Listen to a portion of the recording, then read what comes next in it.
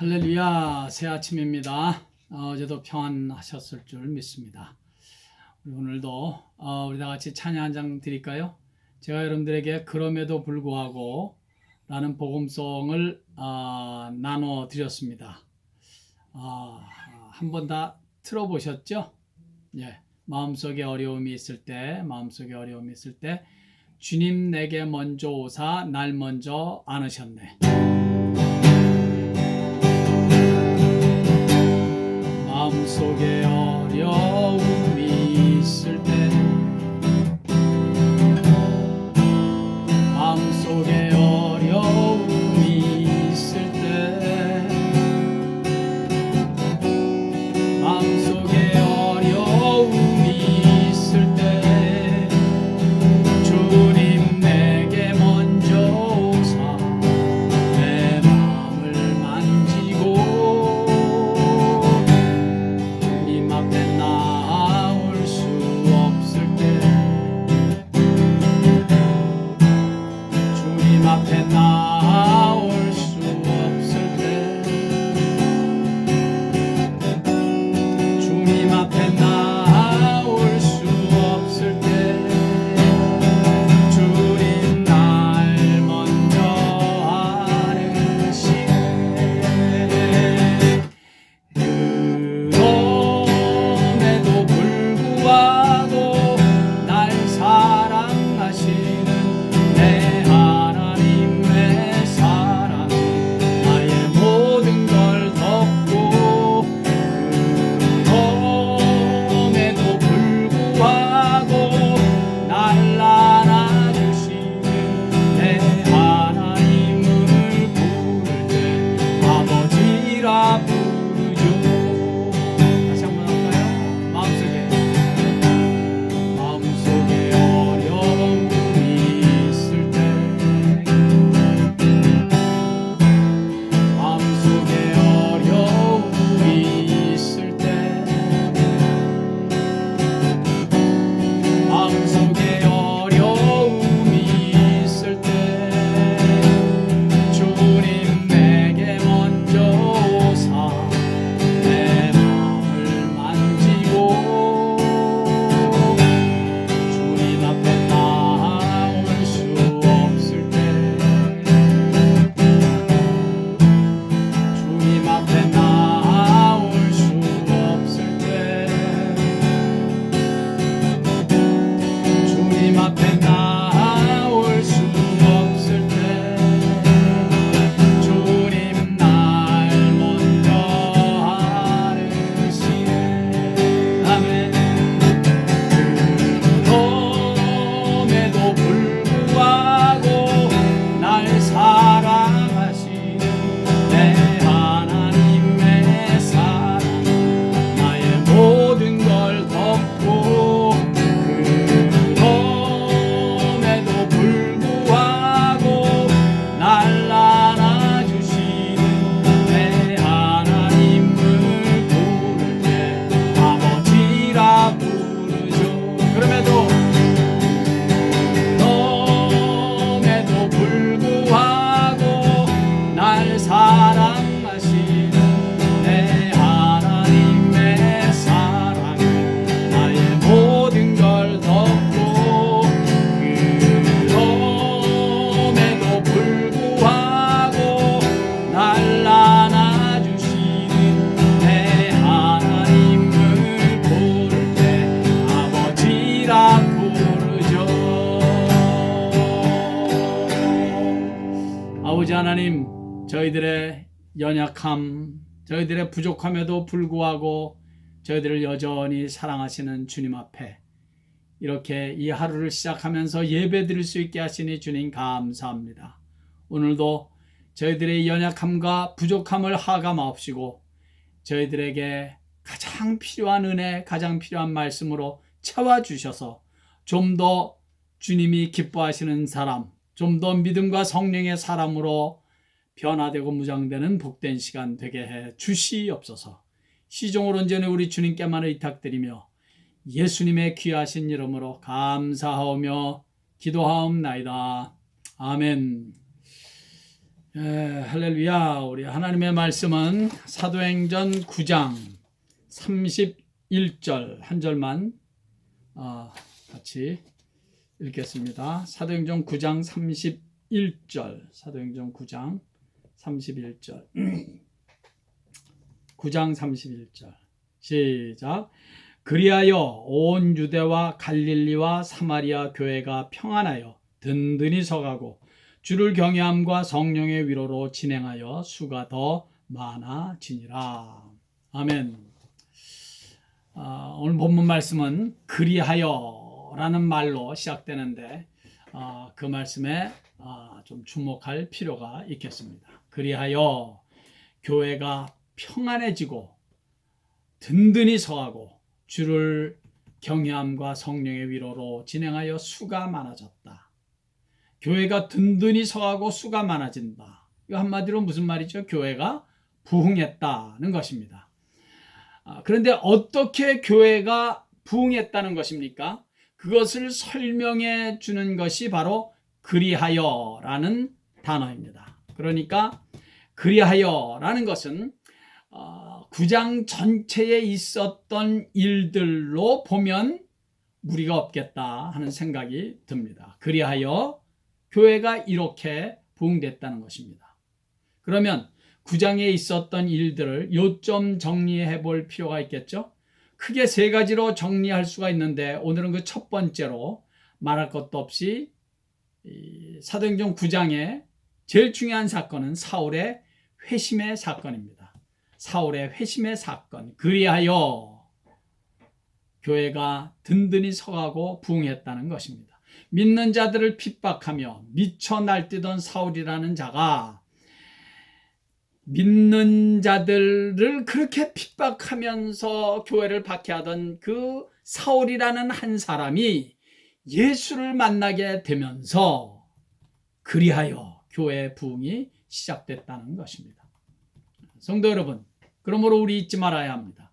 부흥이란 나라는 한 사람의 변화에서부터 시작된다는 사실입니다. 나라는 한 사람이 예수를 믿지 않는다면 나라는 이 불신자가 예수를 믿는 사건으로부터 부흥은 시작되는 것입니다. 나라는 사람이 이미 예수를 믿고 있다면 내가 좀 더 성숙한 그리스도인, 좀 더 성숙한 하나님의 사람 성령으로 충만한 그리스도인으로 변화돼 가는 것에서부터 교회의 부흥은 일어나게 된다는 얘기입니다. 남 얘기할 것 없습니다. 나에게서부터 부흥이 시작돼야 합니다. 부흥을 영어로 revival이라고 하죠. revival. 레라는 라틴어 접두사 레와 물론 again이란 말입니다. 다시. 그리고 vivo, 생명, life, 생명이라는 두 단어의 합성어입니다. revival. 다시 생명이 살아난다는 것이죠. 살아난다. 그러니까 부흥은 생명이 다시 살아나는 것입니다. 죽었던 생명이 살아나는 것입니다. 혹은 없었던 생명이 새롭게 태어나는 것입니다. 그것이 부흥입니다. 예수가 없었던 자들이 어느 날 예수를 믿어 예수의 생명이 살아나는 것, 그것이 부흥입니다. 그러니까 사람이 많이 모이는 것도 좋지만 사람만 많이 모인다고 부흥이 아니라 예수의 생명을 만난 자들, 예수의 생명이 태어난 자들이 자꾸 생겨나고 그 숫자가 많아지는 것, 그것이 진정한 의미의 부흥이라는 것입니다. 주님께서 니고데모에게 하신 말씀, 사람이 거듭나지 아니하면 하나님 나라를 볼 수 없느니라. 사람이 거듭난다, born again, 다시 태어난다는 거 아닙니까? 니고데모가 오해한 대로 어머니 뱃속에 내가 들어갔다가 다시 태어난다는 것이 아니라 예수의 생명이 내 안에서 생겨남으로 거듭난다. 예수의 생명이 내 안에서 태어남으로 거듭난다는 것입니다. 그래서 영적으로 침체되어 있는 자들이 예수의 생명, 성령의 생명으로 다시 힘을 얻고 회복되는 것, 그것을 리바이벌이라고 하는 것입니다.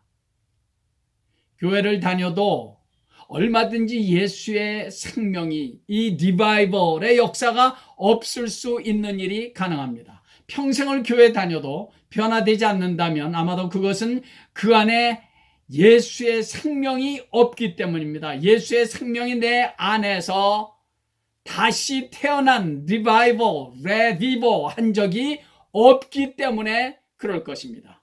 예수의 생명이 한 번도 내 안에서 심겨진 적이 없으니까 평생 변화가 되지 않는 일이 얼마든지 가능한 것입니다.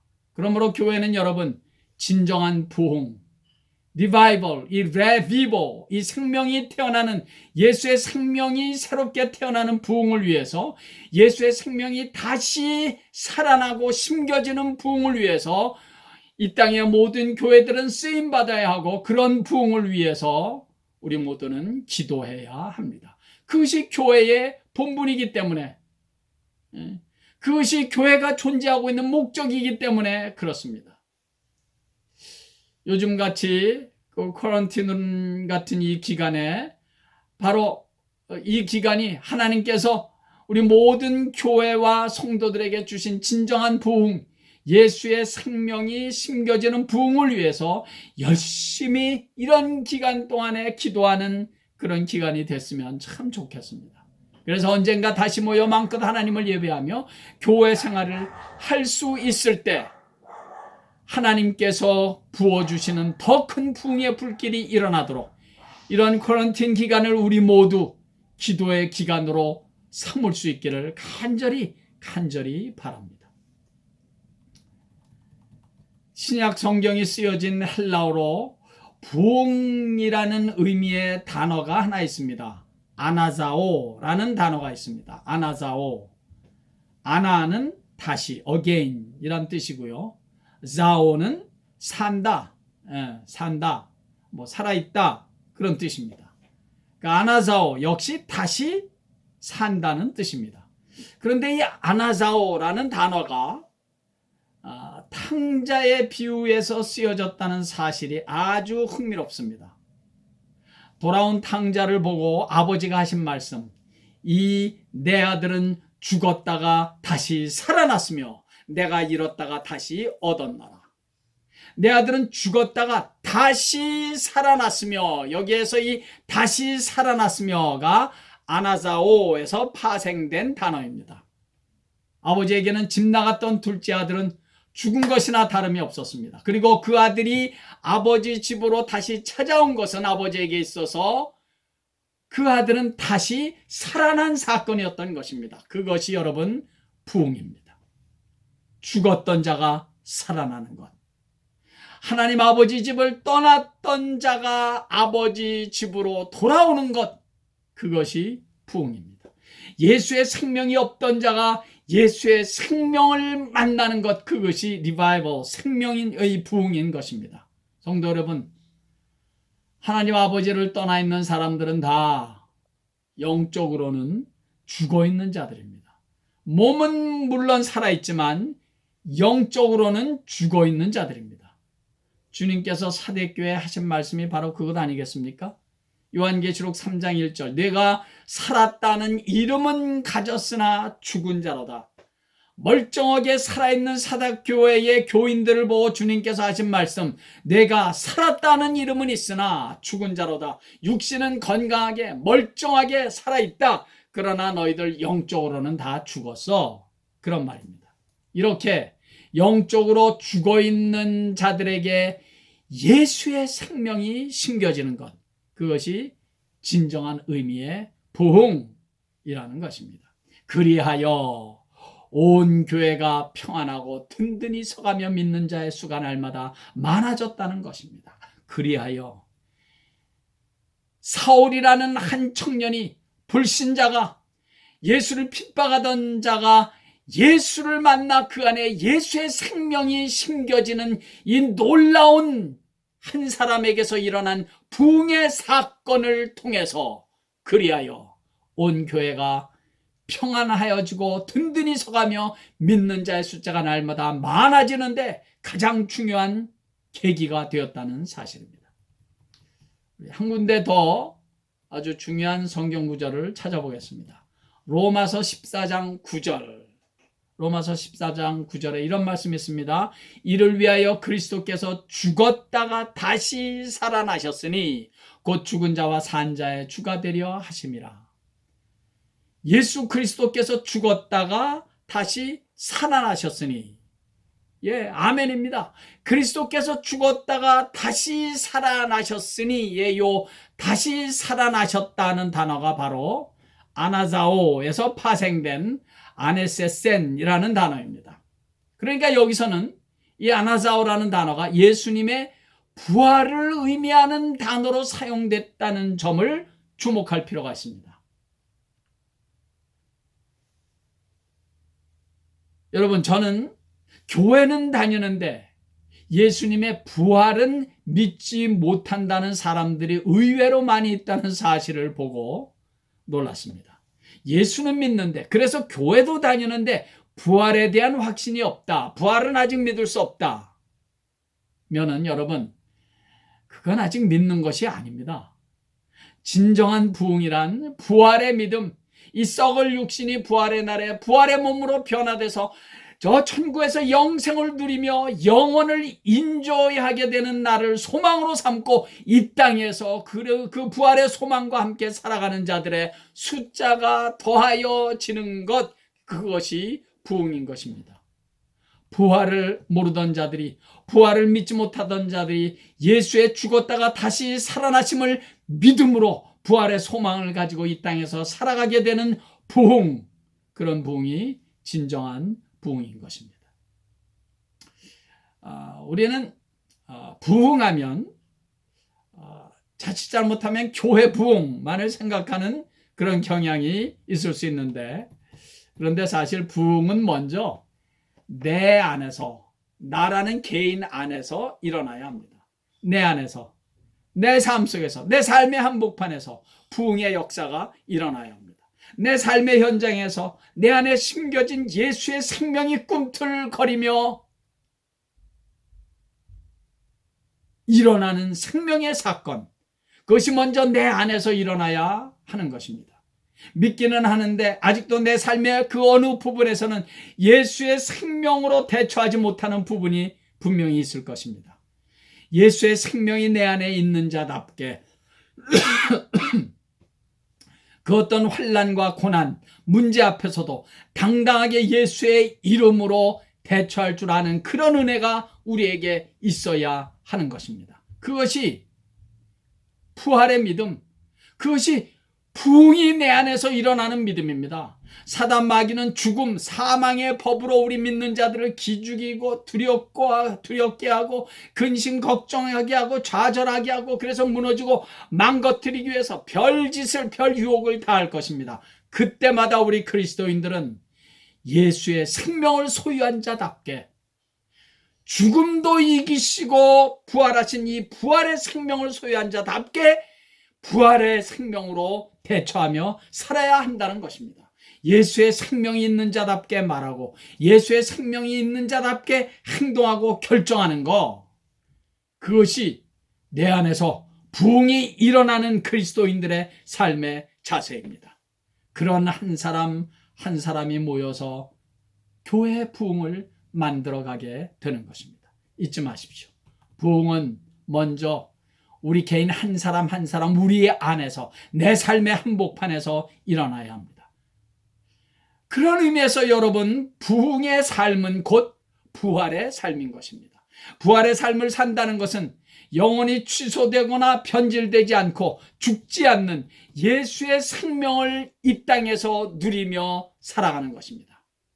언젠가는 우리 모두 다 죽음을 맞이하게 되겠죠.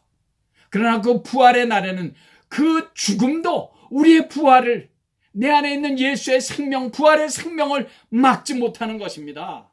그것이 부활의 믿음이고, 부활의 믿음을 가지고 살아가는 그리스도인들의 삶의 모습 아니겠습니까?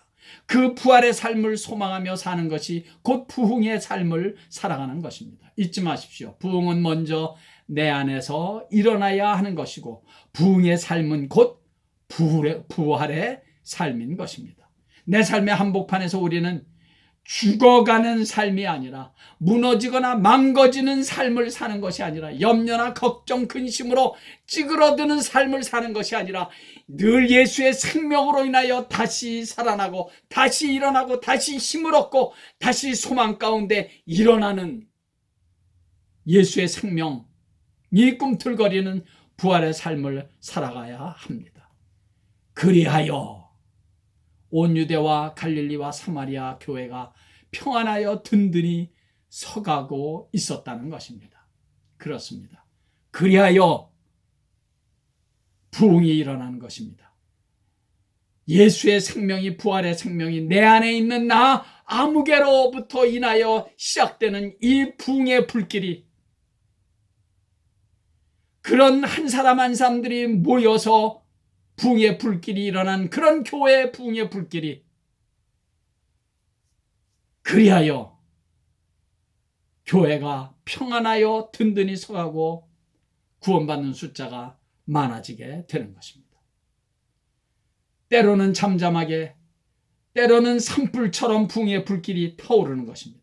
오순절날에 예수님의 제자들에게 부어진 성령 충만한 역사가 예루살렘 초대교회를 불같이 일어나게 했다면, 사울이라는 한 청년에게 예수의 생명, 부활의 생명이 심겨지는 것으로 이방의 복음이 전파되는 부흥의 불길이 일어났던 것입니다. 우리 이거 잊지 말 것입니다. 진정한 부흥은 한 영혼 한 영혼, 한 심령 한 심령에게 예수의 생명이 심겨져서 부활의 날에 저 영원한 천국에서 영생을 누리며 산다는 소망을 가지고 이 땅에서 하루하루를 힘있고 당당하게 살아가는 것입니다. 이 놀라운 역사가 먼저 내 안에서부터 시작되는 것입니다. 이 요란하고 혼란한 세상 속에서, 때로는 우리를 두렵게 하고 불안하게 하는 세상 속에서 결코 죽거나 취소되거나 변질되지 아니하는 예수의 생명, 부활의 생명을 가지고 기죽지 않고 당당하게 살아가는 저와 여러분들의 남은 평생이 되시기를 예수의 이름으로 간절히 축원합니다.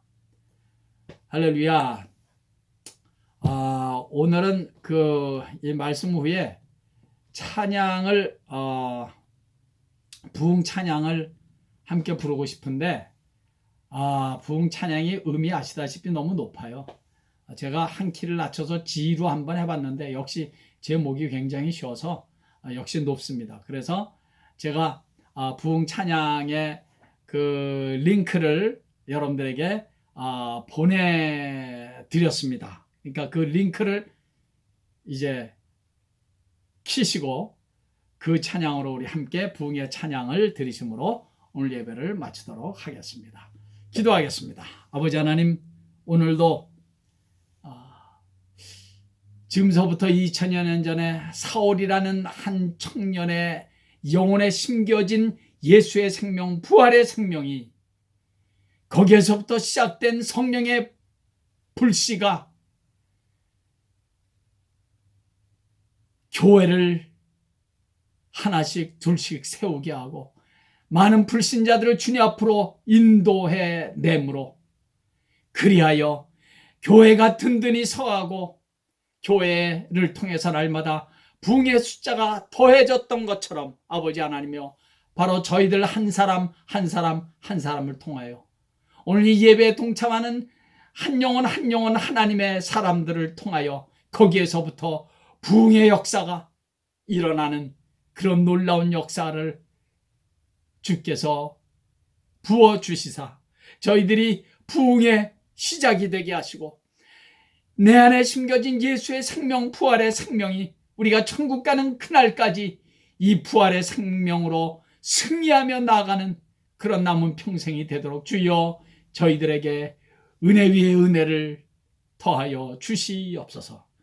예수님의 귀하신 이름으로 축복하옵고 기도하옵나이다. 아멘. 할렐루야. 오늘도 예수님 때문에 행복하시기를 바랍니다.